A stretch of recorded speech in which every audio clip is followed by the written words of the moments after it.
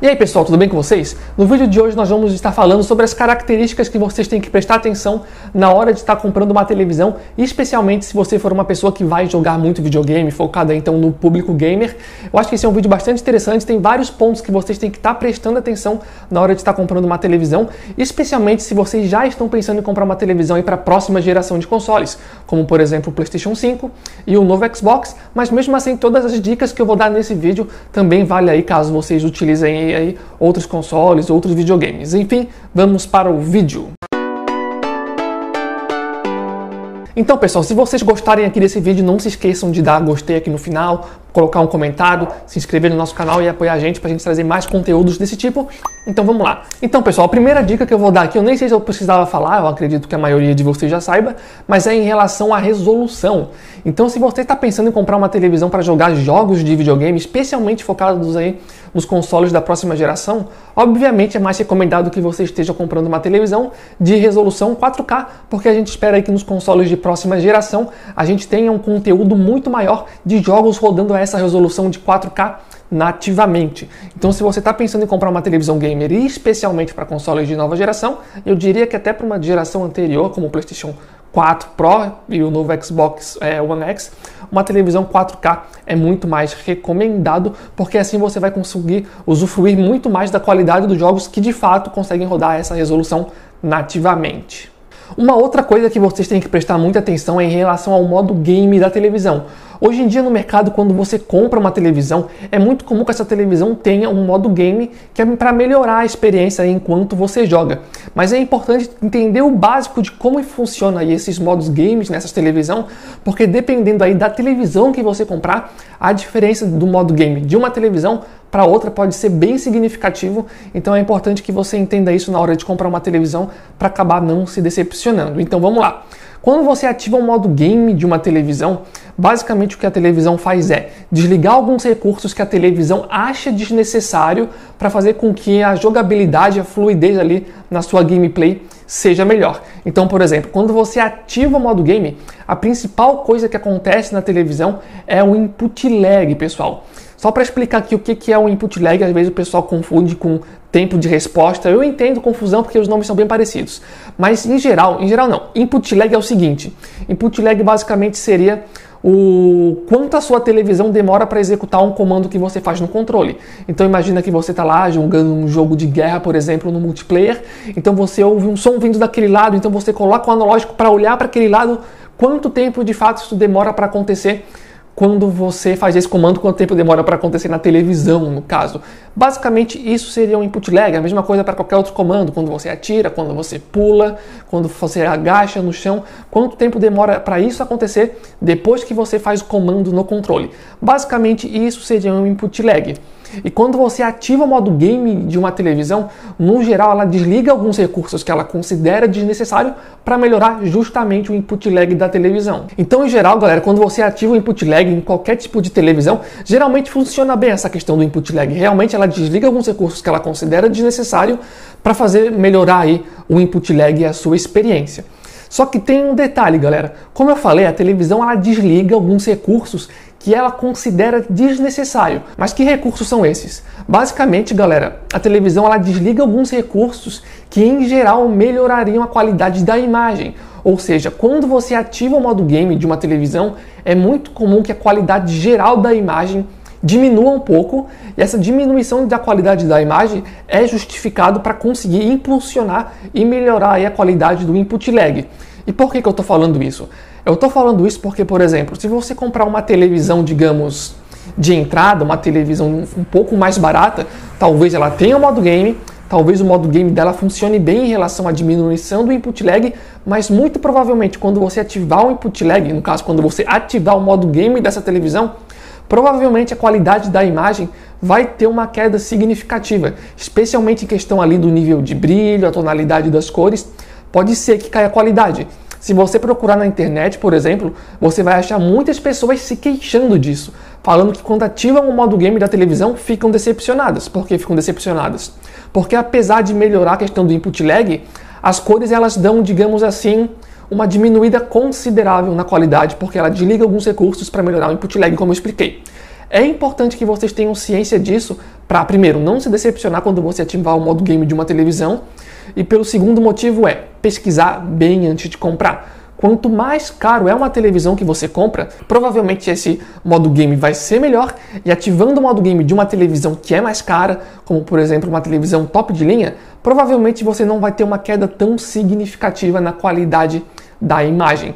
A televisão que eu tenho aqui em casa, por exemplo, é uma Q70 da Samsung, inclusive a gente já fez análise dela aqui no canal, você pode conferir no link aqui embaixo ou acessar o nosso canal para ver.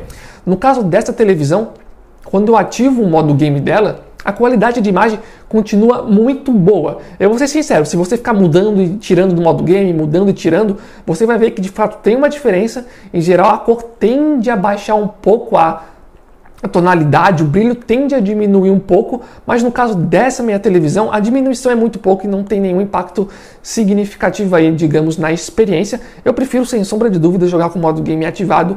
Eu acho que minha televisão faz um ótimo trabalho em relação a isso, mas é uma televisão que é considerada top de linha, essa televisão que eu estou falando no caso. A maioria das televisões que não são top de linha tendem a ter uma queda considerável aí na qualidade de imagem, então eu acho que isso é algo que você tem que levar em consideração na hora de comprar uma televisão e dar uma pesquisada. Ainda falando sobre o input lag, é importante ressaltar que ele é medido em milissegundos. Se você for pesquisar em sites de análise, talvez você não encontre o dado de quanto milissegundos tem a sua televisão em tempo de resposta. Mas se você acessar sites estrangeiros de outros países, vocês provavelmente encontram esses números sem muita dificuldade. Em geral, se a sua televisão tiver um tempo de resposta abaixo de 40 milissegundos, já é considerado um tempo de resposta bom. Se for abaixo de 30 ou 25 milissegundos, melhor ainda. Para encerrar essa questão do input lag, eu acho que é bom ressaltar que o input lag ele impacta tanto na sua experiência jogando jogos de modo campanha, quanto jogos multiplayer, só que no caso de jogos multiplayer o impacto é muito pior, porque você vai estar competindo com outros jogadores que provavelmente vão ter uma televisão, provavelmente não, né? Talvez tenha uma televisão com input lag menor que o seu. Então a outra pessoa pode ter uma vantagem jogando em cima de ti, porque ela vai ter um tempo de resposta maior. Menor, no caso, o que é melhor. Então, no caso de jogos multiplayer, é ainda mais importante que você pesquise esse tipo de coisa. Em modo campanha também tem um impacto, só que ele é um pouco menor, digamos assim, porque você não está competindo com outros jogadores. Outra coisa que você tem que levar em consideração, lembra que eu falei ali que tem uma diferença entre input lag e tempo de resposta? Então, é meio complicado porque as nomenclaturas meio que confundem. Mas basicamente, quando a gente fala de tempo de resposta, a gente está falando na demora que os pixels da sua televisão mudam de cor. E no caso, quanto mais tempo demora, pior é. Eu vou dar um exemplo bem básico. Imagina que você está jogando um jogo de futebol e o seu personagem chuta uma bola. Então a bola do teu personagem é a minha mão, por exemplo. Quando a bola está se movimentando no ar, perceba que ela tem uma trajetória. Agora ela está aqui, mas antes ela estava aqui. Se o tempo de resposta da sua televisão é muito alto, se os pixels demoram para mudar de cor, quando a sua bola estiver aqui, ela vai deixar um rastro da bola aqui em volta ainda. É um branco meio clarinho assim, mas por que vai ficar esse rastro? Porque os pixels aqui demoraram para mudar de cor. Basicamente seria esse o efeito do tempo de resposta quando ele é muito ruim numa televisão. Outro exemplo que eu posso dar, por exemplo, imagina um jogo de guerra em primeira pessoa. Quando você movimenta a imagem muito rapidamente e a sua televisão tem um tempo de resposta considerada ruim ou mediano, muito provavelmente tu vai ver um efeito meio que de borrado. Esse efeito de borrado que acontece é por causa do tempo de resposta, por causa dessa mudança de cores que acontece de forma mais lenta numa televisão. Se você tem uma televisão com um tempo de resposta que é muito bom, esse borrado dificilmente você vai perceber. Vale ressaltar que esse tempo de resposta tem um impacto maior quando tu está jogando um jogo que tem movimentos muito rápidos. Porque se eu movimento uma coisa daqui para cá e o tempo de resposta é muito ruim, vai ficar meio que um clareado nessa trajetória que o objeto faz. Basicamente isso é o tempo de resposta. Então vamos lá. Input lag eu falei aqui, tempo de resposta eu falei aqui. Quanto mais baixo for em milissegundos, tanto tempo de resposta quanto input lag, melhor para a experiência, especialmente em jogos multiplayer, porque tem a questão de precisão de estar enfrentando outros jogadores. Outra questão que você também deve levar em consideração antes de comprar uma televisão é a quantidade de taxa de quadros por segundo que a sua televisão roda nativamente. Em geral, se você for procurar hoje no mercado, a maioria das televisões vão rodar nativamente a 60 quadros por segundo ou a 120 quadros por segundo. Como vocês devem imaginar, quanto maior a taxa de quadros por segundo nativa que a sua televisão tem, melhor é. Porque, por exemplo, vamos supor aí que no PlayStation 5 tem um jogo lá que roda acima de 60 quadros por segundo. Se a sua televisão não rodar acima de 60 quadros por segundo, tu não vai ter esse proveito que o jogo tem para te dar. Então, por exemplo, se o jogo roda 120 quadros por segundo, mas a sua televisão não roda 120 quadros por segundo, você não vai ter essa melhora na qualidade de fluidez da imagem. Então é sempre interessante estar comprando televisões aí que rodem a pelo menos 120 quadros nativos, galera. E é bom ter em mente que é nativo, tá? Porque tem muita televisão que roda 60 quadros por segundo nativo, mas faz lá uma simulação para rodar 120 e eles colocam que é 120. Então é importante estar ligado aí nesse nativo, se é nativo ou não. Outra questão que você tem que levar em consideração é o HDMI da sua televisão. Se você for comprar uma televisão hoje em dia, é muito provável que ela seja um HDMI 2.0 ou talvez até abaixo disso.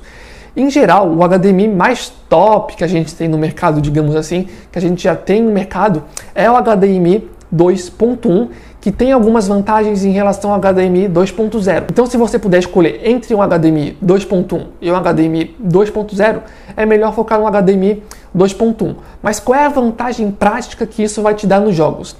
Em geral, galera, uma das grandes diferenças é que se você compra uma televisão que tem a capacidade de rodar vídeos aí com HDMI 2.1, isso significa o quê? Significa que a sua televisão tem a capacidade de rodar jogos a 4K a 120 quadros por segundo.